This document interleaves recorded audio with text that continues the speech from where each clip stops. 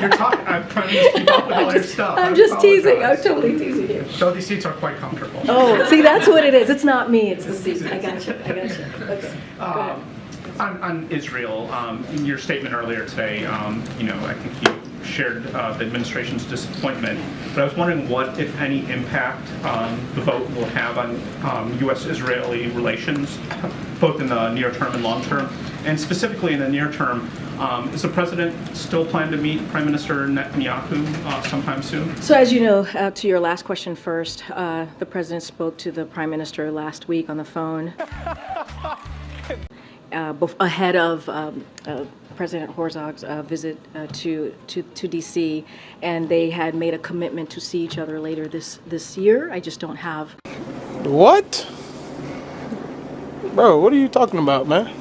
A date. Both teams are certainly working on trying to figure out a time to make that happen. But to your first question, Amr, look, our decades-long partnership is ironclad. That continues to be the case. Our commitment to Israel's security is ironclad. And one of the things that you've heard us say before, and I'll reiterate, the core of that relationship is certainly on democratic values, is shared democratic values and interests, and that will continue to be the case. President Biden has had has been a friend of Israel for decades. It is a personal relationship, is a lifelong friend of Israel, as I mentioned in my statement that came out moments ago, and we are going to continue to engage our Israeli counterparts to try and strengthen that special bond, and that certainly will be the plan going forward. Yes, just on a separate topic, is there any better sense of Private King's well-being and health, the general conditions he's currently in? And then also, is there any better sense of his motivations when he fled? Was his intention to defect? So on the last question first, we're still gathering and looking into this, and DOD certainly, as we've mentioned, is doing an investigation to gather all the facts. Don't have anything to share on anything that's been reported on the reasons, on the whys. What I can say is we're looking into it, and it's going to take some time to get that information. More broadly, to your question, the White House, Department of Defense, State, the UN are all continuing to work together on this matter to ascertain information, as I just mentioned, to get all the facts about the well-being and the whereabouts of Private King. We have relayed messages through multiple channels to the DPRK that the individual crossed on his own, and we want him returned quickly, and we want him to be returned safely. What did you say? So we also asked information on his welfare. Just don't have anything else to share on this.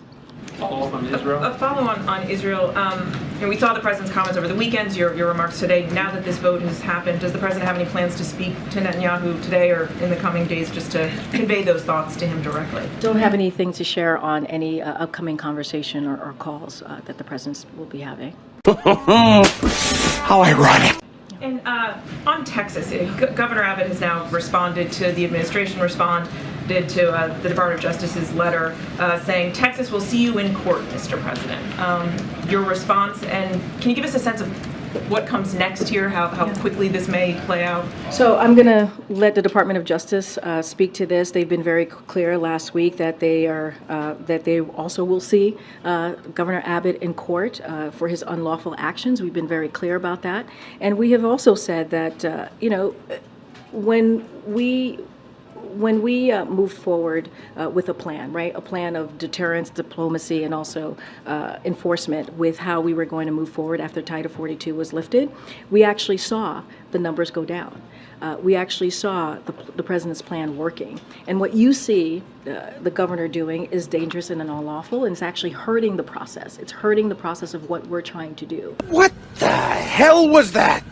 And instead of wanting to, or undermining, I should say, instead of coming to the table and trying to figure out a way to work together, he continues to do this really cruel unjust, inhumane ways of moving forward with a system that has been broken for decades.